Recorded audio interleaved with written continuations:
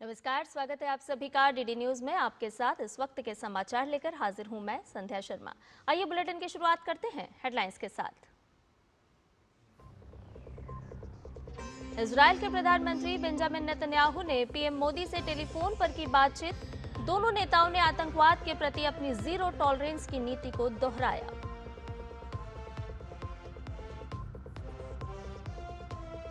संसद के शीतकालीन सत्र का आज 9वां दिन। राज्यसभा में आज चुनाव सुधार पर चर्चा की होगी शुरुआत। वहीं लोकसभा में विनियोग विधेयक पर होगी चर्चा।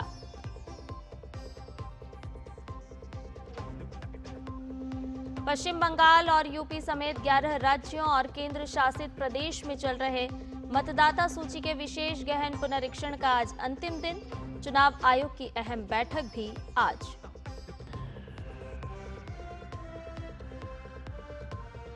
सूचना प्रसारण राज्य मंत्री डॉक्टर एल मुरुगन ने कहा, दूरदर्शन और आकाशवाणी के माध्यम से आपदा संबंधी चेतावनी और कल्याणकारी योजनाएं देश के प्रत्येक व्यक्ति तक पहुंची।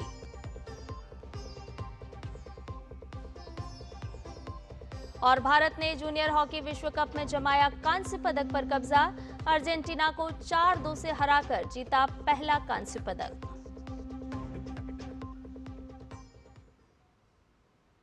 और अब सभी खबरें विस्तार के साथ। प्रधानमंत्री नरेंद्र मोदी से इजरायल के प्रधानमंत्री बेंजामिन नेतन्याहू ने टेलीफोन पर बातचीत की। दोनों नेताओं ने भारत इजरायल रणनीतिक साझेदारी को और मजबूत बनाने के तरीकों पर चर्चा की। दोनों नेताओं ने आतंकवाद के प्रति अपनी जीरो टॉलरेंस की नीति को दोहराया। प्रधानमंत्री नरेंद्र मोदी ने क्षेत्र में न्याय संगत और स्थायी शांति के प्रयासों के प्रति भारत के समर्थन की पुनः पुष्टि की। दोनों नेताओं ने भारत इजरायल रणनीतिक साझेदारी में लगातार बनी गति पर संतोष व्यक्त किया और आपसी लाभ के लिए इन संबंधों को और सशक्त बनाने की अपनी प्रतिबद्धता दोहराई। दोनों नेताओं ने पश्चिम एशिया की स्थिति पर भी विचारों का आदान प्रदान किया।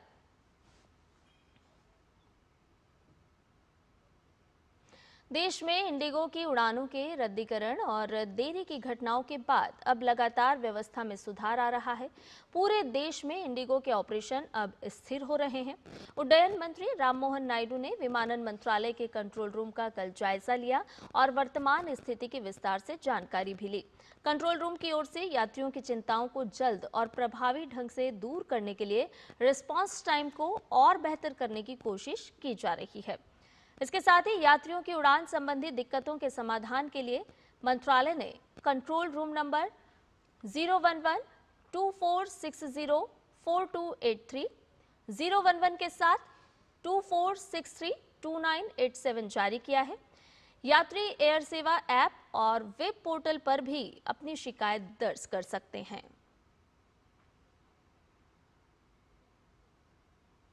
वहीं डीजीसीए ने इंडिगो के सीईओ पीटर एल्बर्स को आज कार्यालय में उपस्थित होने के लिए कहा है। डीजीसीए ने सीईओ को परिचालन व्यवधानों से संबंधित डेटा और अपडेट के साथ एक पूरी रिपोर्ट प्रस्तुत करने के निर्देश दिए हैं। इस बीच इंडिगो ने अपना संशोधित शेड्यूल डीजीसीए को कल सौंप दिया है। एयरलाइन को अपने शीतकालीन शेड्यूल के तहत करीब 2200 यानी कि 2200 उड़ानें संचालित करने की अनुमति दी गई थी। इसमें 10% की कटौती का मतलब रोजाना लगभग 220 उड़ानों की कमी होगी। बीते दिनों हजारों उड़ानें रद्द करने वाली इंडिगो का टॉप मैनेजमेंट लगातार परिचालन सामान्य करने में जुटा हुआ है।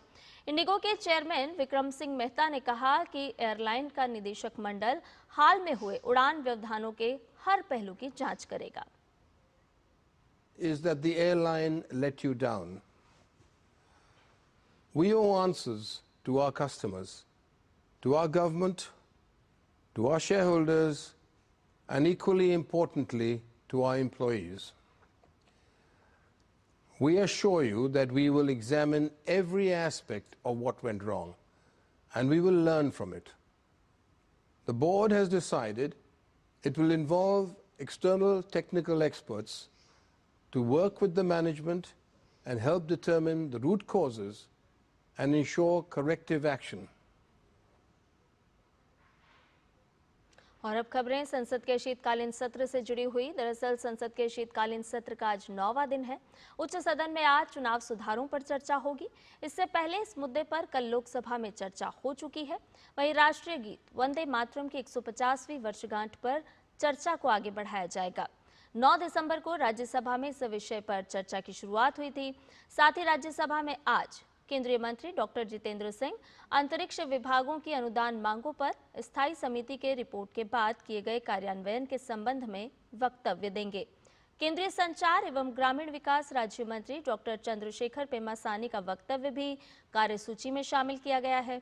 इसके अलावा स्वास्थ्य और परिवार कल्याण संबंधी संसदीय स्थायी समिति और सरकारी उपक्रमों संबंधी संसदीय समिति की रिपोर्ट्स भी उच्च सदन में रखी जाएंगी और प्रश्नकाल के दौरान विभिन्न मंत्रालयों से संबंधित सवाल किए जाएंगे, जिनके जवाब संबंधित मंत्री देंगे। इधर लोकसभा में आज के विधायी कार्य की बात की जाए तो विनियोग संख्यांक 4 विधेयक 2025 पूरा स्थापित विचार किए जाने के लिए सूचीबद्ध है। केंद्रीय वित्त मंत्री निर्मला सीतारमण इस विधेयक को पारित करने का प्रस्ताव भी करेंगी। सदन में आज नियम 377 के अधीन मामले उठाए जाएंगे।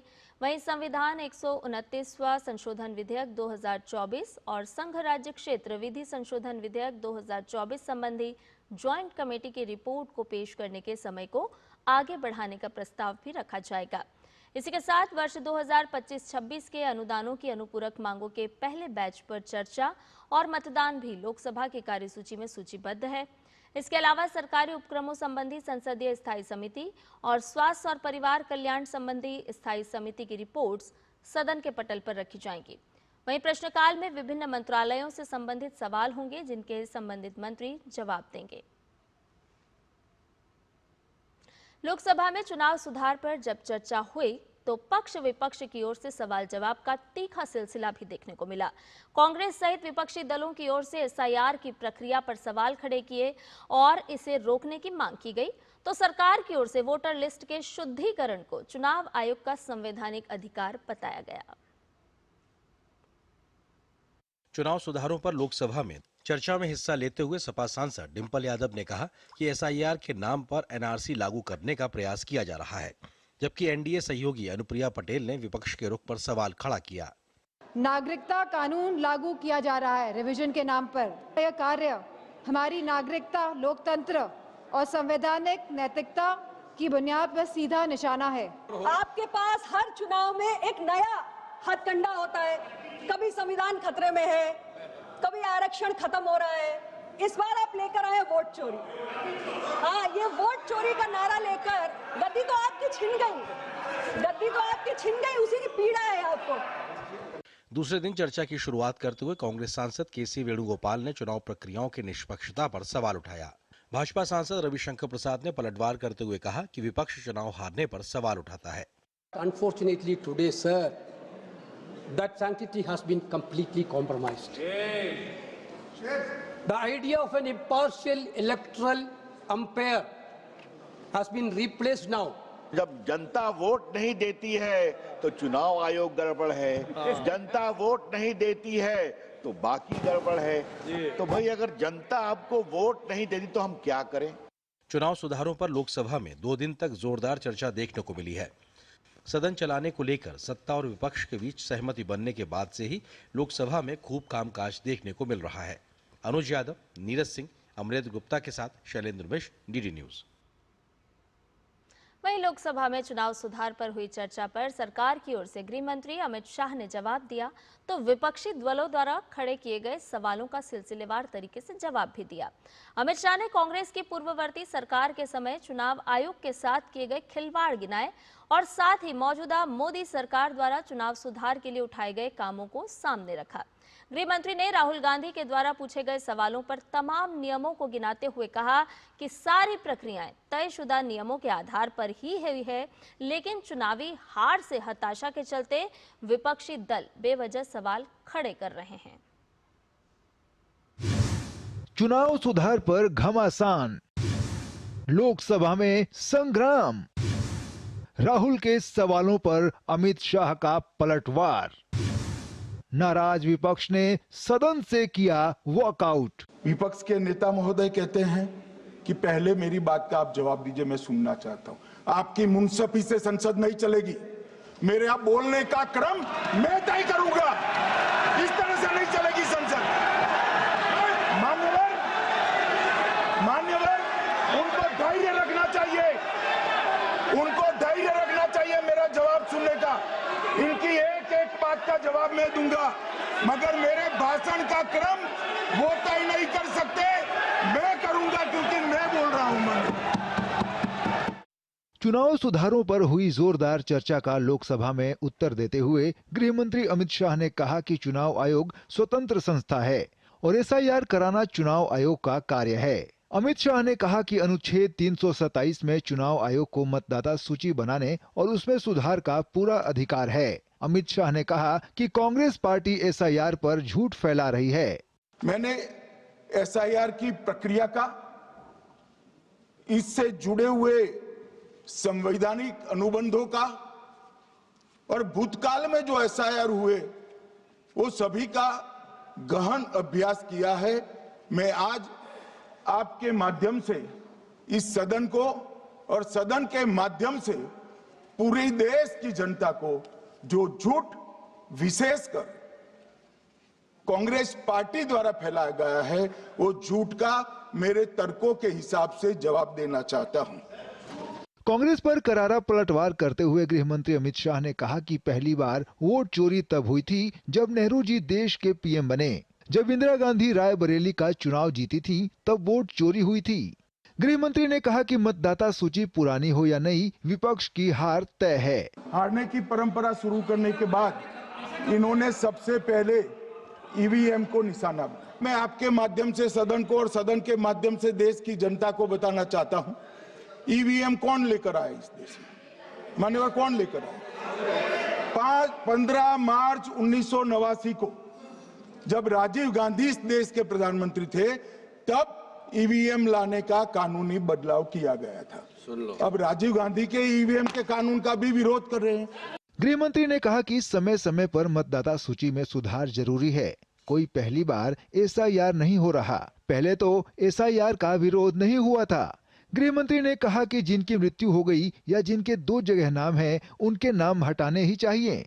इसके साथ ही नए लोगों के नाम जोड़ने चाहिए और घुसपैठियों के नाम हटने चाहिए। गृह मंत्री अमित शाह के बयान से असंतुष्ट विपक्ष ने सदन से वॉकआउट किया तो सरकार ने राहुल पर निशाना साधा। 2-3 चीजें कही थी। मैंने कहा था ट्रांसपेरेंट वोटर लिस्ट सबको दीजिए, उसके बारे में एक शब्द नहीं बोला। कहा कि ईवीएम का आर्किटेक्चर सबको दे दीजिए, उसके बारे में एक शब्द नहीं कहा। सुनने का कैपेसिटी तक नहीं है और इतना गुमराह किया। पिछले सेशन का पार्लियामेंट सेशन इन्होंने तबाही किया, मॉनसून सेशन को भी इन्होंने बर्बाद किया इसी मुद्दे पर, और ये हमारे शीतकालीन समय को भी इन्होंने 2 दिन बर्बाद किया। आज बारीकी से जब बता रहे थे ये लोग भाग गए, ये तो ठीक नहीं है। अब लोकसभा में इस पर चर्चा पूरी होने के बाद गुरुवार को राज्यसभा में इस विषय पर चर्चा होगी। एक बार फिर सत्ता और विपक्ष के बीच जोरदार बहस देखने को मिल सकती है। ऋषि कुमार के साथ शैलेंद्र मिश्र, डीडी न्यूज, दिल्ली। इधर सरकार ने प्रिंट मीडिया को बढ़ावा देने के लिए महत्वपूर्ण कदम उठाए हैं। केंद्रीय सूचना एवं प्रसारण राज्य मंत्री डॉक्टर एल मुरुगन ने एक प्रश्न के जवाब में लोकसभा में ये जानकारी दी। उन्होंने बताया कि सरकार ने 9वीं रेट स्ट्रक्चर कमेटी की सिफारिशों के आधार पर प्रिंट मीडिया के लिए विज्ञापन की दरों में बदलाव किया है। उन्होंने आगे बताया कि विज्ञापन दरें बढ़ने से डिजिटल युग में अखबारों को अधिक प्रतिस्पर्धी बनाया जा सकेगा। रेट स्ट्रक्चर कमेटी ने न्यूज प्रिंट की बढ़ती कीमत, महंगाई, उत्पादन लागत, कर्मचारियों के वेतन दायित्व और आयातित कागज के दाम जैसे महत्वपूर्ण कारकों के मूल्यांकन के बाद अपनी रिपोर्ट सौंपी थी, जिसे सरकार ने स्वीकार कर लिया। संशोधित दरों में रंगीन विज्ञापनों के लिए प्रीमियम और विशेष स्थान देने जैसे प्रावधान शामिल हैं। नई दरें प्रिंट मीडिया को डिजिटल प्लेटफॉर्म से बढ़ती प्रतिस्पर्धा का सामना करने और वित्तीय स्थिरता बनाए रखने में मदद करेंगी। इससे स्थानीय समाचार तंत्र मजबूत होगा और बेहतर सामग्री निर्माण की क्षमता भी बढ़ेगी। वहीं सूचना और प्रसारण राज्य मंत्री डॉक्टर एल मुरुगन ने कहा है कि सरकार ने प्रसार भारती के अंतर्गत आकाशवाणी और दूरदर्शन के माध्यम से आपदा चेतावनी और कल्याणकारी योजनाओं की जानकारी देश के अंतिम छोर तक पहुंचाना सुनिश्चित किया है। लोकसभा में एक प्रश्न के लिखित उत्तर में डॉक्टर मुरुगन ने कहा कि प्रसार भारती अपने सोशल मीडिया के माध्यम से सूचनाओं का प्रसार करता है। 260 से ज्यादा आकाशवाणी केंद्रों के प्रसारण न्यूज ऑन AIR ऐप पर भी उपलब्ध है। डॉक्टर मुरुगन ने बताया कि प्रसार भारती ने वेव्स OTT प्लेटफॉर्म भी शुरू किया है। इस पर दूरदर्शन और आकाशवाणी चैनलों के साथ साथ चुनिंदा निजी समाचार और मनोरंजन चैनलों की लाइव स्ट्रीमिंग की जाती है। केंद्रीय मंत्री ने आगे कहा कि DD फ्री डिश के माध्यम से सूचनाओं तक प्रत्येक नागरिक की पहुंच सुनिश्चित की गई है। Direct to home DTH platform ग्रामीण और सीमावर्ती क्षेत्रों सहित पूरे देश में कवरेज प्रदान करता है। DTH पर दूरदर्शन के सभी चैनल, आकाशवाणी के 48 चैनल, चुनिंदा निजी चैनल और 260 से अधिक शैक्षणिक चैनल उपलब्ध हैं। उन्होंने बताया कि दूरदर्शन और DD न्यूज दैनिक बुलेटिन और चर्चा में आपदा का सामना, कैबिनेट के बड़े फैसले और साइबर अलर्ट जैसे कार्यक्रमों के माध्यम से सरकारी योजनाओं और आपदा संबंधी सलाहों पर विशेष कार्यक्रम, वृत्तचित्र और रिपोर्ट भी प्रसारित करते हैं। सुधांशु त्रिवेदी ने प्रधानमंत्री नरेंद्र मोदी की विदेशी यात्राओं को लेकर कांग्रेस द्वारा किए गए पोस्ट पर तीखी प्रतिक्रिया व्यक्त की है। उन्होंने कहा कि प्रधानमंत्री की शानदार पर्सनालिटी और भारत के वैश्विक प्रभाव को देखकर कांग्रेस की निराशा और हताशा नए निचले स्तर पर पहुंच गई है। कांग्रेस पार्टी के द्वारा आज एक निहायत ही हास्यास्पद और निंदनीय ट्वीट किया गया प्रधानमंत्री जी की विदेश यात्राओं के संदर्भ में। मुझे लगता है कि जो पार्टी इतने लंबे समय तक सत्ता में रही उसे पता होना चाहिए कि आधिकारिक विदेश यात्रा और अज्ञात विदेश यात्रा के बीच में भारी अंतर। प्रधानमंत्री अब जाते हैं, आधिकारिक यात्रा पे जाते हैं, देश के कार्य से जाते हैं और एक एक क्षण का डिटेल्ड ब्यौरा अवेलेबल होता है। इसके साथ ही सुधांशु त्रिवेदी ने विदेशों से जारी होने वाली रिपोर्ट को लेकर विपक्ष पर निशाना साधा।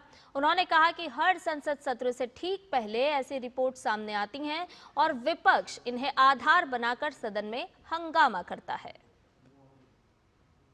हर संसद सत्र से मात्र कुछ दिन पहले विदेश में कोई रिपोर्ट आती थी और उसको लेकर संसद में हल्ला मचता था। याद करिए, पेगासस की रिपोर्ट 18 जुलाई 2021 को आती है। 19 जुलाई 2021 को भारत का मानसून सत्र शुरू हो रहा था। उसके बाद आप याद करिए, BBC की डॉक्यूमेंट्री 24 जनवरी को आती है और 31 जनवरी को 2023 को भारत का संसद का सत्र शुरू हो रहा था। पिछले साल याद करिए, जुलाई के महीने में भारत का संसद का सत्र शुरू होता, 10 अगस्त को हिंडनबर्ग की रिपोर्ट आती है। तो कांग्रेस पार्टी इसका जवाब दे। राहुल गांधी विदेश जाते हैं और उसके बाद इतनी सारी चीजें, घटनाएं होती हैं। बुलेटिन में खबरें और भी, लेकिन फिलहाल एक छोटे से ब्रेक के लिए रुक रहे हैं। जल्द हाजिर होंगे। कौन है जो जोड़े देश को? विकसित भारत का विकसित भारत।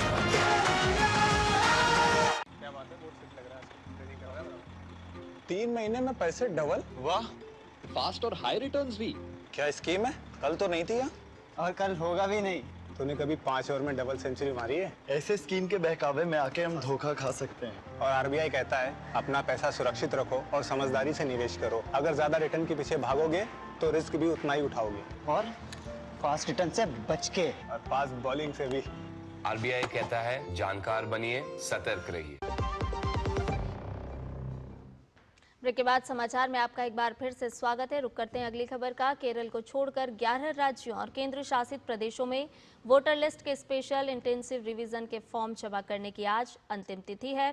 चुनाव आयोग के अधिकारी आज फॉर्म डिजिटाइजेशन और जमा करने की प्रोग्रेस का रिव्यू करेंगे। इस बैठक में उत्तर प्रदेश सहित अन्य राज्यों के लिए SIR की डेडलाइन बढ़ाने पर विचार किया जा सकता है। हालांकि आयोग ने केरल के लिए आखिरी तारीख 11 दिसंबर से बढ़ाकर 18 दिसंबर कर दी है। चुनाव आयोग ने 30 नवंबर को SIR की समय सीमा 1 सप्ताह बढ़ाने का फैसला किया था। आयोग ने कहा था कि अब अंतिम मतदाता सूची 14 फरवरी 2026 को प्रकाशित की जाएगी। वहीं पहले ड्राफ्ट लिस्ट 9 दिसंबर को जारी होनी थी, लेकिन अब इसे 16 दिसंबर को जारी किया जाएगा। निर्वाचन आयोग ने कहा है कि देश के 12 राज्यों और केंद्र शासित प्रदेशों में चल रही एसआईआर प्रक्रिया के तहत राजनीतिक दलों के बूथ लेवल एजेंट्स को ड्राफ्ट वोटर लिस्ट जारी होने से पहले मृत, स्थानांतरित और अनुपस्थित वोटर्स की सूची दी जाएगी। पश्चिम बंगाल में बहुमंजिला इमारतों में बूथों के सर्वेक्षण पर जिला निर्वाचन अधिकारियों के काम पर चुनाव आयोग ने असंतुष्टि जताई है। चुनाव आयोग ने पश्चिम बंगाल के सीईओ मनोज कुमार अग्रवाल से पूछा कि आगामी विधानसभा चुनाव के लिए बहुमंजिला इमारतों में बूथों से संबंधित एक भी प्रस्ताव क्यों नहीं आया। आयोग ने पत्र में इसके लिए डीईओ को दोषी ठहराया और कहा कि आयोग ने इस मामले को अच्छे तरीके से हैंडल नहीं किया। एसआईआर प्रक्रिया के तहत मतदाता सूची जारी होने के बाद आयोग ने राज्य के डीईओ को इस काम को गंभीरता से पूरा करने के निर्देश दिए हैं। पत्र में कहा गया है कि ऐसी बहुमंजिला इमारतों, हाउसिंग सोसाइटी और रेजिडेंशियल वेलफेयर एसोसिएशन को चिन्हित किया जाना चाहिए जिनमें 250 घर या 500 से ज्यादा मतदाता हैं। उनके कम्युनिटी हॉल में नए मतदान केंद्र बनाए जाने चाहिए। चुनाव आयोग ने डीईओ के लिए इस काम को 31 दिसंबर तक पूरा करने का लक्ष्य रखा है। अब चुनाव आयोग ने नए बूथों की पहचान के लिए समय सीमा भी बढ़ा दी है। इसे 11 दिसंबर से बढ़ाकर 7 फरवरी कर दिया गया है। गौरतलब है कि मुख्यमंत्री ममता बनर्जी ने बहुमंजिला इमारतों में बूथ बनाने के चुनाव आयोग के फैसले का विरोध किया था और इसके बाद मुख्यमंत्री के निर्देश पर मेयर फिरहाद हकीम ने कोलकाता में बहुमंजिला इमारतों के संघों के साथ बैठक की और उनमें इस मामले में आयोग के समक्ष आपत्ति दर्ज कराने को भी कहा। पश्चिम बंगाल के एसआईआर के दौरान चुनाव आयोग के सामने रोज नई परतें खुलती जा रही है। चीफ इलेक्शन ऑफिसर कार्यालय के सूत्रों के अनुसार 2002 की मतदाता सूची से मेल ना खाने वाले मतदाताओं की संख्या कोलकाता में सबसे ज्यादा है। इसके कारण कोलकाता नो मैपिंग श्रेणी के शीर्ष पर है। कोलकाता के अंदर रासबिहारी में नो मैपिंग 13% है। मुख्यमंत्री ममता बनर्जी के निर्वाचन क्षेत्र भवानीपुर में नो मैपिंग 12% है। कोलकाता पोर्ट में ये दर 11% है। बालीगंज में ये 10% है। कोलकाता में केवल लापता, स्थानांतरित और मृत मतदाताओं की संख्या 73,000 है। अब चुनाव आयोग ने 14 लाख मतदाताओं के रिकॉर्ड की जांच का आदेश दे दिया है। इन मतदाताओं की जानकारी में कई तरह की विसंगतियां पाई गई हैं। कुछ मामलों में नाम की वर्तनी, पिता और पुत्र की उम्र में असामान्य अंतर जैसी विसंगतियां इस सूची में है। रुक करते अगली खबर का। पश्चिम बंगाल के संदेश खाली की चर्चा एक बार फिर से तेज हो गई है। यहां ईडी की टीम पर हमले के आरोपी शेख शाहजहां के खिलाफ गवाही देने जा रहे एक शख्स भोला घोष की गाड़ी का एक्सीडेंट हो गया जिसमें उसके भाई और ड्राइवर की मौत हो गई है। भोला के परिवार वाले इस मौत पर सवाल उठा रहे हैं और न्याय की मांग कर रहे हैं। जेल में बंद शाहजहां शेख पर परिवार वालों ने सीधे आरोप जड़ा है। ইচ্ছা করেই মেরে দিয়েছে শাহজাহান শেখ জেলে বসে পরিকল্পনা করছে এর কি কোনোদিন বিচার হবে না সারা জীবন নির্ভয় মায়ের কোলে হয়তো খালি হবে বিচার চাই আর কিচ্ছু চাই না কোর্টের আদালতের কাছে যে কবে বিচার পাবো এই আশায় আছি। अंतर्राष्ट्रीय खबरों में अमेरिकी राष्ट्रपति डोनाल्ड ट्रंप ने कहा है कि राष्ट्रपति निकोलस मादुरो की सरकार के साथ बढ़ते तनाव के चलते वेनेजुएला के तट पर अमेरिका ने एक तेल टैंकर को जब्त कर लिया है। एक व्यापारिक जहाज पर नियंत्रण पाने के लिए अमेरिकी सेना का इस्तेमाल करना कोई सामान्य बात नहीं है। ये ट्रंप प्रशासन द्वारा मादुरो पर दबाव बढ़ाने का नया प्रयास है। और वहीं खेल की खबरों में भारत ने पुरुषों के जूनियर हॉकी विश्व कप में कांस्य पदक अपने नाम कर लिया है। भारत ने अर्जेंटीना के साथ खेले गए कांस्य पदक के मुकाबले में पिछड़ने के बाद वापसी करते हुए 4-2 से जीत दर्ज की। भारत ने पुरुषों के जूनियर हॉकी विश्व कप में अपना पहला कांस्य पदक जीता है। रोमांचक मुकाबले के दूसरे क्वार्टर तक भारतीय टीम 2-0 से पीछे थी। हालांकि मैच के आखिरी क्वार्टर में भारत ने शानदार वापसी करते हुए 11 मिनट में 4 गोल किए और 4-2 से जीत दर्ज कर ली। समाचार में फिलहाल के लिए इतना ही। मुझे दीजिए इजाजत। नमस्कार।